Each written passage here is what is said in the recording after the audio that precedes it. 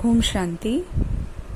आज 18 मई 2020 की मुरली में शिव बाबा ने हमें सदा समर्थ आत्मा भव का वरदान भी दिया और साथ में मुरली में ये भी बताया कि ये जो सदा समर्थ वाली बात है कि हमेशा हमारे भाव में, विचारों में, एक्शंस में, बोल में केवल समर्थ ही हो, हर एक बात में अर्थ हो, अर्थ सहित कोई भी बात का भाव, कोई भी विचार हो। तो शिव बाबा ने उसके लिए आज की मुरली में हमें इशारा दिया कि तुम आत्माएं ये भूल चुकी हो कि तुम देवी देवता थे, है ना, कि तुम देवी देवता घराने के हैं। बाबा ने कहा बिल्कुल तुच्छ बुद्धि उन्हें कहा जाएगा जो इस बात को ही भूल चुके हैं कि हम कौन से धर्म के हम एक्चुअली कौन से धर्म से बिलोंग करते हैं। शिव बाबा ने कहा कि अब इन बातों को बिल्कुल अपने बुद्धि में स्पष्ट रखो, क्योंकि जैसी हमारी स्मृति होगी वैसी हमारी स्थिति हो जाएगी। शिव बाबा ने कहा ये बात कभी भूलो मत कि मैं कौन हूँ, मैं कौन से घराने की महान आत्मा हूँ। पहली बात तो ये कि मैं हूँ कौन, शरीर नहीं आत्मा ही हूँ। शरीर समझा तो खुद को यहाँ के काम के लिए एकदम रिस्पॉन्सिबल मान लिया, खुद को शरीर समझा तो यहाँ की वस्तुओं के खोने या प्राप्त होने पर अपनी खुशी निर्धारित कर ली, खुद को शरीर समझा तो देहधारियों को ही अपना पराया में डिफ्रेंशिएट करते रहे। बेहद की वैराग्य वृत्ति या बेहद में जीवन को रखना, अनलिमिटेड सोच पाना, हर किसी को एक समान भाव से देख पाना, इन सभी बातों से बिल्कुल किनारा हो गया। तो शिव बाबा ने आज यही कहा कि अपनी जो तुच्छ बुद्धि बना ली है कि तुम कौन से घराने के हो ये भी तुम्हें याद नहीं, तो अब उस चीज को सबसे पहले परिवर्तित करो। सदा समर्थ भव के वरदान को अगर लाइफ में सच में इम्प्लीमेंट करना है। शिव बाबा ने ये भी कहा आज कि तुम बच्चों ने बाप को जाना है, वो भी नंबरवार पुरुषार्थ अनुसार। समर्थ बनने के लिए जो दूसरी समर्थ भव के वरदान के लिए जो दूसरी इम्पोर्टेंट बात है वो है बाप की स्मृति, है ना, अल्लाह की स्मृति, शिव बाबा की स्मृति। बाबा कौन है, बाबा कैसा है, बाबा का मेरे साथ क्या संबंध है, बाबा रचता है तो उसने क्या रचा है। जैसे बाबा ने आज की मुरली में कहा कि मैं रचता तो हूँ, क्रिएटर तो हूँ, लेकिन मैं क्या रचता हूँ, है ना। बाबा सत्युग की स्थापना करता है। सत्युग मतलब सच्चाई की युग, सत्युग मतलब 16 कला संपूर्ण, सत्युग मतलब आत्मा के डिक्शनरी में पीड़ा शब्द है ही नहीं, उस दुनिया में किसी के पास ये शब्द का भान ही नहीं है, ऐसी दुनिया रचता है। जितनी भी चीजें होती हैं एक मनुष्य जीवन को बेहतरीन अंदाज में चलाने के लिए, हेल्दी तन, मन, धन, संबंध, परिस्थिति, स्थिति, वो सारी चीजें वहां उपस्थित हैं। प्रकृति, बाबा ने आज की मुरली में कहा कि बाप जब इस धरा पे आते हैं तो आत्माओं सहित 5 तत्वों का भी उद्धार हो जाता है। जितने एलिमेंट्स हैं, 5 तत्व जो हैं, है ना, अग्नि, वायु, पृथ्वी, ये सारी चीजें पवित्रता को पा लेती हैं। सत्युग में ये अपने भी सतो प्रधान स्थिति में रहती हैं।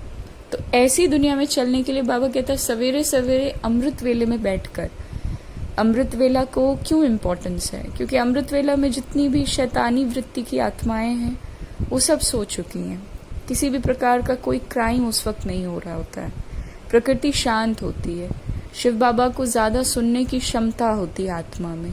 शांति की स्थिति जो 1 घंटे में अचीव हो सकती थी वो आधे घंटे 15 मिनट में अमृत वेला में अचीव हो सकती है। कम मेहनत में ज्यादा प्राप्ति का वेला माना जाता है। तो आत्मा अपने आप को रियलाइज करे, आत्मा जो हैंडीकैप हो चुकी है उस चीज से निकले, वो समर्थ स्थिति में वो स्थित हो। उसके लिए बाबा कहते हैं अमृत वेले उठकर खुद को याद दिलाओ कि शिव बाबा बाप भी है, टीचर भी, सतगुरु भी है, यानी मेरा उसके साथ संबंध जो है वो एक पिता की तरह भी है। हक से उसकी शक्तियां मेरा अधिकार है और अधिकार के रूप में मैं मांग भी सकती हूँ।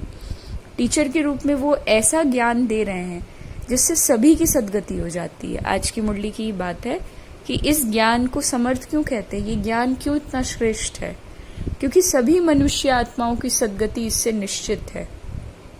जो पढ़ लेंगी ज्ञान को वो जीवन मुक्ति में चली जाएंगी और बाबा इतनी समर्थ आत्माएं क्रिएट कर देगा कि वो कईयों को मुक्ति भी प्रदान करेंगे। हालांकि मुक्ति शिव बाबा देगा, गेट शिव बाबा खोलेगा, लेकिन वो धरा बनाना, वो धरनी बनाना, वो शांति का वायुमंडल क्रिएट करना, वो क्षमता बाबा हम में भी भरते हैं। शिव बाबा ये भी कहते हैं कि कि माया हमारी स्थिति को ऊपर नीचे करेगी, हमारी जो अच्छी स्थिति हम क्रिएट करेंगे उसे हमारे पुराने स्वभाव संस्कार चैलेंज करेंगे। तो उसके लिए हमेशा ये याद रखो कि मेरे में 84 जन्मों का पाठ तो भरा हुआ ही है, नथिंग न्यू। कोई भी चीज मेरे निश्चय को, मेरे विजय जो कि निश्चित है, उस चीज को फ्लक्चुएट नहीं कर सकता, है ना। ईश्वर की सच्ची सच्ची स्मृति। बाबा ने ये कहा कि चाहे कोई कितना भी मनुष्य अपनी उदारता दिखाए, कहे कि हमने ये काम किया लेकिन हमें इसका फल नहीं चाहिए, बाबा ने कहा ये हो ही नहीं सकता कि मनुष्य निष्काम हो जाए। मतलब हो सकता है आपका इंटेंशन दान देते वक्त या कोई भी ऐसा कार्य करते वक्त ये है कि हमें इसका रिटर्न नहीं चाहिए, लेकिन उसका रिटर्न तो चाहे अगले जन्म में चाहे इस जन्म में ड्रामानुसार प्राप्त होगा ही। केवल एक शिव बाबा है जो निष्काम है, जो कि इतना वर्ल्ड स्केल लेवल पर 5 तत्वों के लिए भी, हर आत्मा के लिए एकदम निरंतर सेवा करता है, लेकिन उसका रिटर्न वो खुद नहीं भोगता है, क्योंकि वो जन्म मरण के चक्र में आता ही नहीं है। शिव बाबा ने ये भी आज याद दिलाया कि भले हम कहाँ भी रहें, कुछ भी करें, ये पढ़ाई और याद एक ऐसी चीज है जो कि शरीर की कंडीशन पर, चाहे आत्मा का ये जो शरीर है वो हॉस्पिटलाइज्ड हो, चाहे बिल्कुल फ्रेश और एकदम एक्टिव हो, चाहे बच्चा हो चाहे बूढ़ा हो, हर एक चीज से बिल्कुल परे है, स्टूडेंट हो, बिजी हो, बिजनेसमैन हो, क्योंकि बाबा की याद तो कॉन्शियसनेस बन जानी चाहिए, एकदम भान बन जाना चाहिए। बेशक हम बुद्धि कहीं भी लगा रहे हो, लेकिन जो हमारा वृत्ति है, एक जो कार्य करने का तरीका है, उसमें ये बात फिट हो जाए कि मैं तो आत्मा हूँ और बाबा की सर्व शक्तियां सदा मेरे साथ हैं। ड्रामा का आदि मध्य अंत बिल्कुल एक्यूरेट है, इसको परिवर्तन करने का चिंतन करना भी व्यर्थ है। आज बाबा ने एक और चीज हमें फिर से इशारा दिया, साक्षीपन की दृष्टि, जिसे इंग्लिश में डिटैच्ड ऑब्जर्वर कहा जा सकता है। और साक्षीपन की वृत्ति केवल उनमें ही डेवलप हो सकती है जो ये जो 3 निश्चय है ना, जिसकी बात बाबा ने कल भी की, आत्मा, परमात्मा और ड्रामा, इन 3 माँ में जिनका निश्चय बिल्कुल अचल अडोल है, अंगद के मिसल, कि सच में हम ये शरीर नहीं, हम एक अति सूक्ष्म ज्योति बिंदु आत्मा, जिसकी कभी मृत्यु नहीं हो सकती, जिसे केवल उसके किए कर्मों का फल अलग अलग भिन्न भिन्न जन्मों में अकॉर्डिंगली प्राप्त होगा। परमात्मा जो 100% चार्ज्ड है, वो सच में हम सबका बाप है, फादर है, हम सभी को वो सतयुगी आत्मा क्रिएट करता है। और ये जो ड्रामा, इसके एक एक सीन पर क्या ही सवाल उठाना, ये तो बिल्कुल इटर्नल और राइट है। बाबा ने कहा पास विद ऑनर बनकर पास्ट को पास करो और बाप के सदा पास रहो। ओम शांति।